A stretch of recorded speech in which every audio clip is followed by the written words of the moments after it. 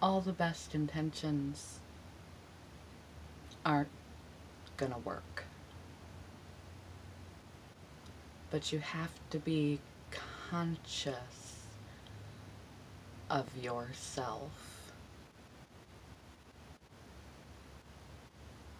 when you approach the worst depressions.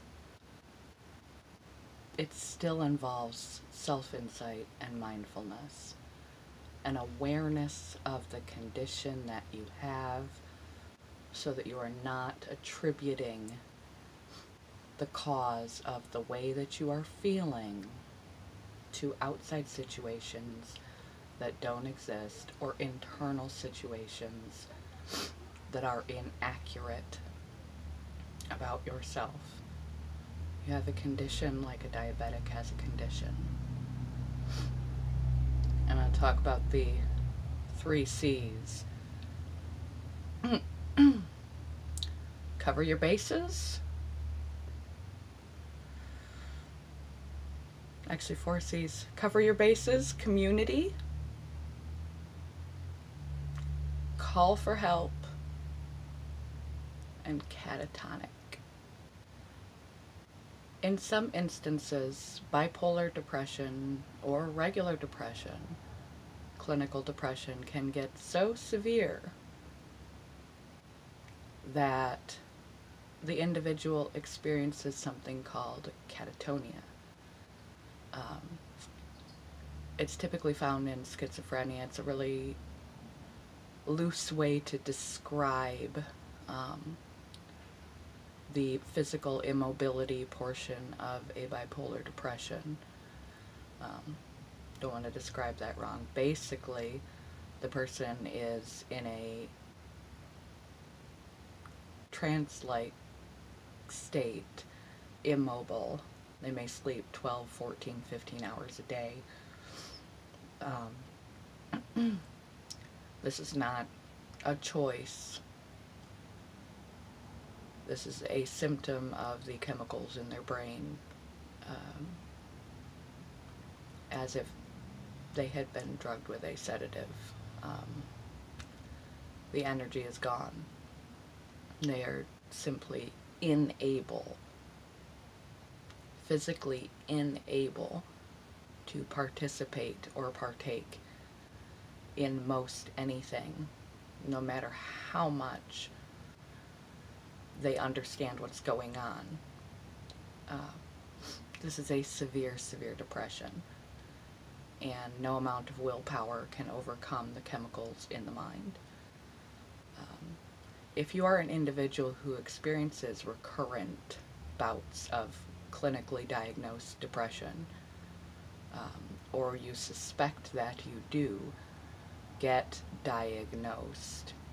A proper diagnosis is hugely important so that you can have proper treatment, unless you want this to be your life. Having proper treatment for a recurrent and progressive illness minimizes the amount of these type of depressions that you're going to have in your life. But because it comes with the illness, it has to be covered as C, the worst case scenario, the worst depressions. Cover your bases. Because something as severe as this, or even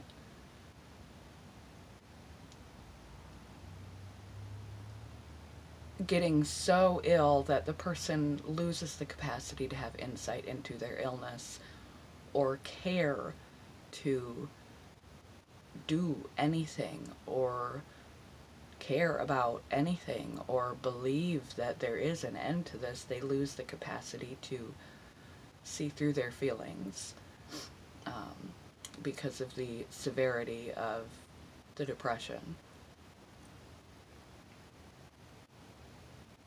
They stop. They are incapable. Again, this is not a choice or personality flaw. They are incapable in the worst depressions of going to their job, maybe even caring to call in, of doing the things that they need to be doing, because nothing really matters, and they believe this to be true. They no longer can see that it's the depression. In the worst case scenarios, they can even become slightly psychotic. They may believe that they've done something terrible and deserve to be punished. Things may go a little awry. But even if they don't go that far, the person is not able to do, I'm going to think differently, I'm going to approach this differently, I'm going to act as if, despite that I'm not feeling from it, so that my life continues to move forward as smoothly as possible. And that is why it's important to cover your bases. You need to be diagnosed.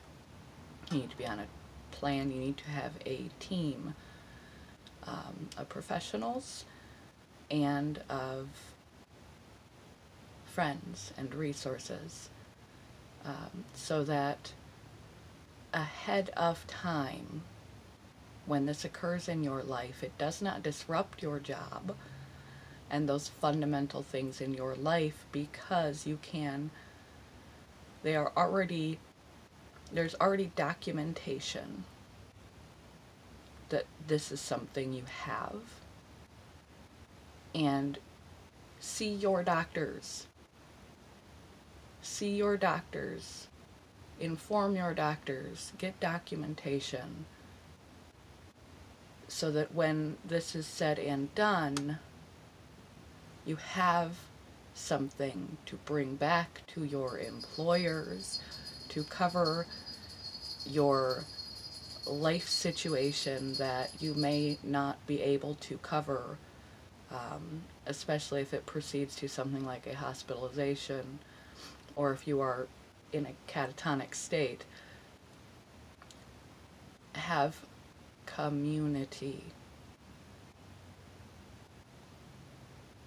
You have to have your resources, your people resources, knowing full well, no matter how intelligent you are, how fully functional you are, how rare such a scenario is in your life, no matter how well you are treated, you must plan ahead, cover your bases, and have a community, at least one person that you can tell before it progresses to the point where you have lost the capacity to tell how sick you are when you are in a severe depression, so that those people can help with other things in your life that must be taken care of,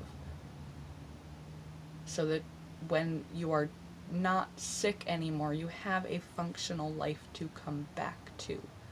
When you are too sick to do, your life is, those obligations, everything is going to continue to exist regardless how physically functional you are and what you believe to be true. So it's important to have a community to help, not just mentioning it to your doctors, but that support person that helps stabilize your life while you are unable to do it, so that you still have your life to come back to when you are no longer that ill. So that's what catatonia is. Cover your bases ahead of time, knowing this is a possibility, by enlisting a community, a trusted person to help you out when you cannot help yourself, and documentation, diagnosis for any job issues. You don't want to be losing your job or having problems like that come up, but you have documentation already for later should it come up, You can go to your doctors and get it verified. Call. Call is the last one. Call for help. We are really smart people. We've been here before. We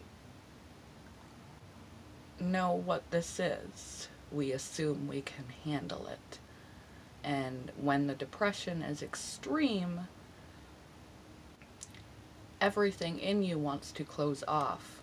And the last thing you want to do is interact with others or burden others anymore. You already feel as though you are a burden. And all that negative stuff, but all that negative stuff is simply a very severe depression. It is inaccurate. It is your mind. It is your illness. It is imperative that you know ahead of time, when you are in over your head, call for help. You call your doctors. Inform them of what's happening. Let them know what is happening. Because you may need a medication change, you may need some type of intervention. And it may be really hard to do this when you don't care about yourself anymore. It's just the illness. You've been here before. It's not true. Call your doctors. Call your support person. Call a hotline if you need to. Whatever is going to get you through to the other side until you are well, or less depressed, and you can begin to have more of your capacities with you to choose what you are doing. Again, like part A and part B. But even in this, it is a different approach to the situation in your life. You have to think about it differently. You have to plan ahead so that you don't lose things permanently just because you've lost time to the illness, like your job, like your housing.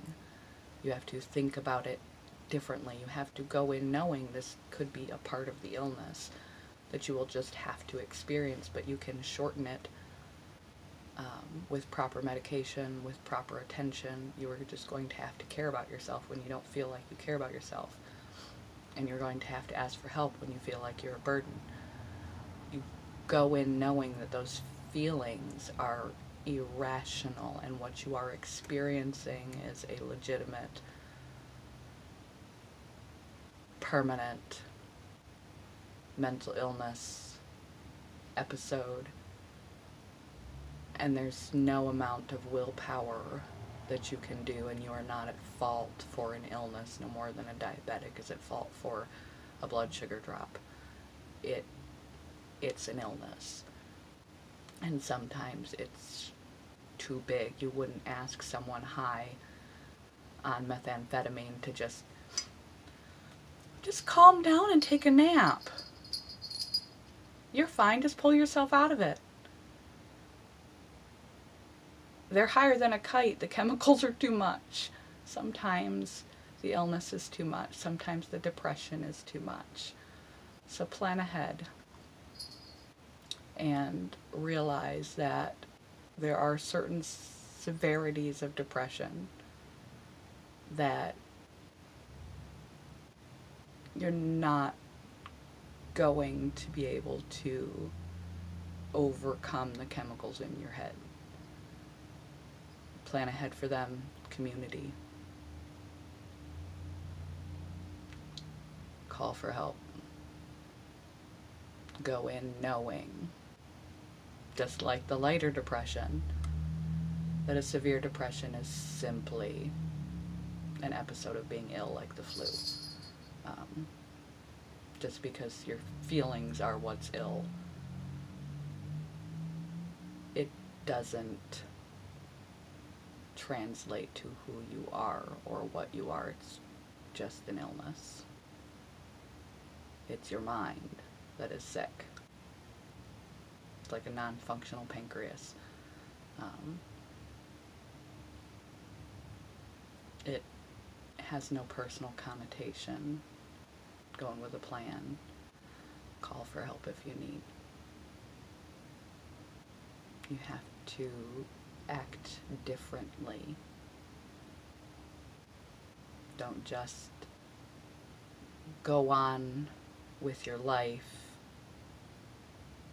with no plan and find yourself immersed in your feelings as if out of the blue, as if they are true, and let the episode dictate what you have when the episode is done. And again, hold to it. Hold to the fact that you have been here before. If it's your first time, it will pass, and you will be fine on the other side. You just gotta wait.